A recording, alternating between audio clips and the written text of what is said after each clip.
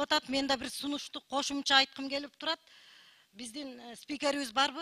Талант Турдумаматович. Спикер барбы бизде? Мындай өтө сезимтал маселе каралып аткан учурда спикер отуруш керек. Милдеттүү түрдө. Мен спикерге айтат элем. Фракциянын лидерлерин камсыз кылсаңыз. Эмнеси лидер? Ушундай сезимтал маанилүү маселе каралып аткан учурда жок. Кана Адахан Кимсанбаевич, кана Бакыт Төрөбаев, кана мен экеле лидерди көрүп атам да, кана Маматалиев, кана дагы экеле лидер фракция отурат. Эмне үчүн лидерлер жок ушундай учурда? Жоопкерчиликти баарыбыз мойнубузга алабыз. Бизде качкан жерибиз жок. Милдеттүү түрдө жоопкерчиликти мойнунга алабыз, элекилүү болуп келгенден кийин. Анан эми биз Орто Азиядагы өтө байыркы элбиз. Сабырдуулугубузду сактайлы. Биз эгиз элбиз. Эгиз элдин ортосуна артык кылам деп тыртыкта кылбашыбыз керек. Шашпашыбыз керек арабанын астына түшүп алыпчы. Муну эми жабык эшик артында айтабыз, эмнеге биз айтпашыбыз керек? Эмоциялар болот, бул жерде сөзсүз түрдө болот. Ошон үчүн жабык эшик артында өткөрүлүп дагы фракциянын лидерлерин камсыз кылсын спикер. Рахмат. 4-нчи микрофон.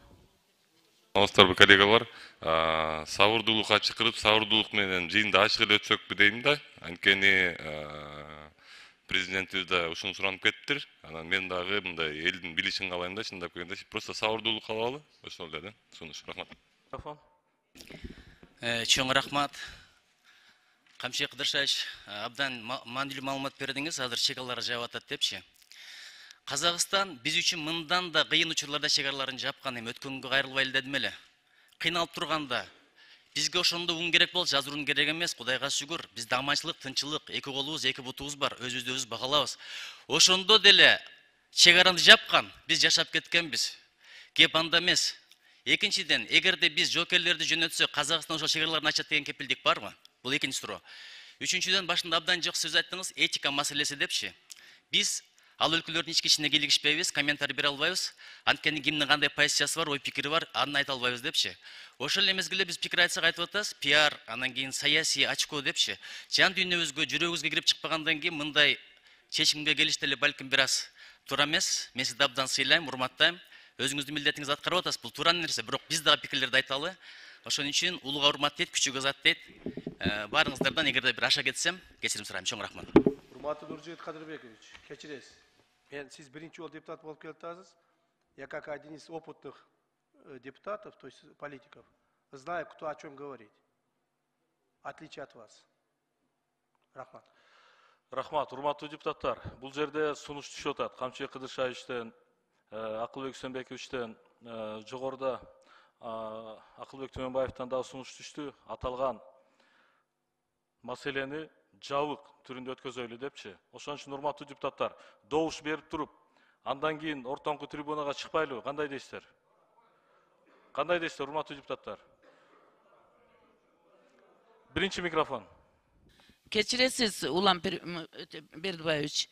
Бул жер жогорку кеңештин парламенти. Ар кандай сунуштар депутаттар тарабынан болуш керек да, ошол колго салыныш керек. Анан кийин бири-бирибизге акарат келтирип, ар түрдүү сөздөр сөзсүз болот окшойт, ар ким позициясын айтып атканда. Анан бүгүнкү күндө чогулушка сөзсүз түрдө бүгүнкү заседанияга лидер фракциялардын бардыгы келип, ушундай бир негиздүү маселеде өзүнүн позициясын билгизиш керек болчу.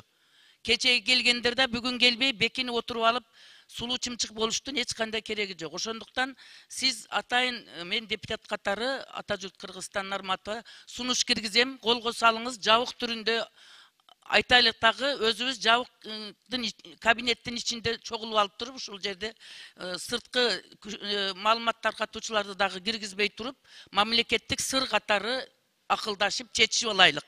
Бири-бирибизге коомчулукка акарат келтиргендин кереги жок бул жерде. Мамлекеттик маселе бул. Мамлекеттин кишилери бийлик бутактары отуруп алып чечип алышыбыз керек. Колго салыңыз, жабык түрүндө өтөйлүк. Рахмат. 5-нчи микрофон. Урматтуу кесиптештер, урматтуу коноктор, бир аз сабырдуулукка чакырам. Бири-бирибизди турушпай эле коелубуз, ар бирибиздин ар кандай даражадагы тажрыйбабыз бар. Ушул процедуралык сунушка дошко коебуз, бирок менде да кошумча сунуш бар да. Бизге баяндамачы Камчыбек Кыдыршаевич менен ушу коргоо министр жетишет. Калган өкмөт башчы орун басарлары менен кете бербейбиз деп.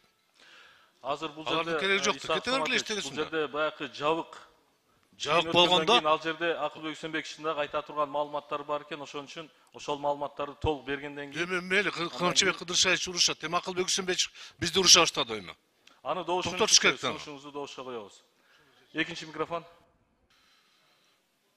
Ата журт Кыргызстан, Равшан Сабиров. Бир маселе, урматтуу төрагалык кылуучу, сиз ирет менен регламенттин негизинде добушка койсоңуз бул бир. Экинчиси, мен мына Акыл Төмөнбаев өзүбүздүн коллеганы колдоп кетем.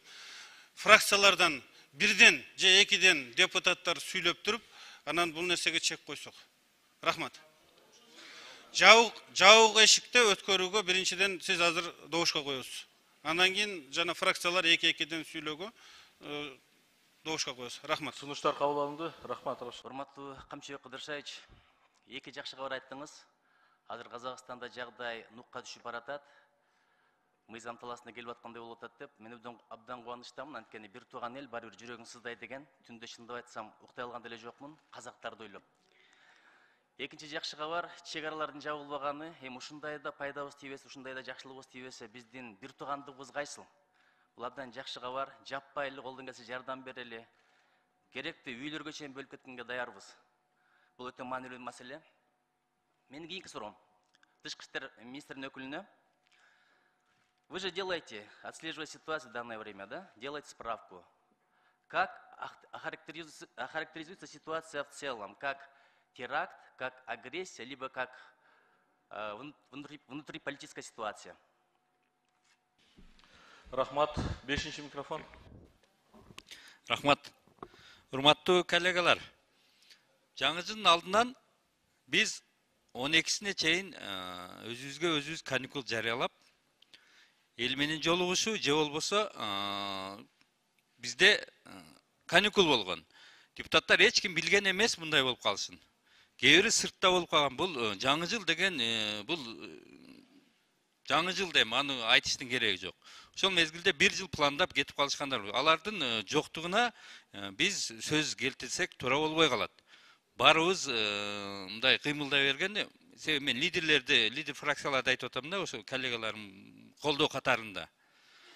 Алар атайын кетип калган дегенден алыс болушубуз керек. План менен кетип калып, уча албай калышы мүмкүн, башка болуп сыртта же башка бир ооруканада жатышы мүмкүн, лечение алып аткан. Ушундай болуп калышы мүмкүн.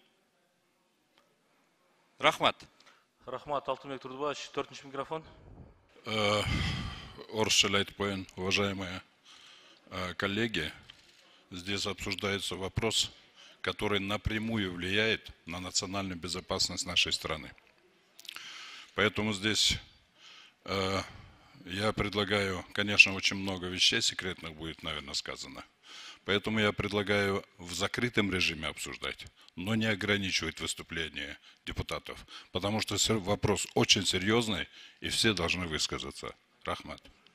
Рахмат, урматтуу депутаттар, чыкпасаңыздар, анда бул жерде бир нече сунуш түштү. Биринчи сунуш аталган жыйынды мындан ары жабык алып баруу боюнча. Ошол жабык алып баруу боюнча мен добушка коем. Добуш бериңиздер.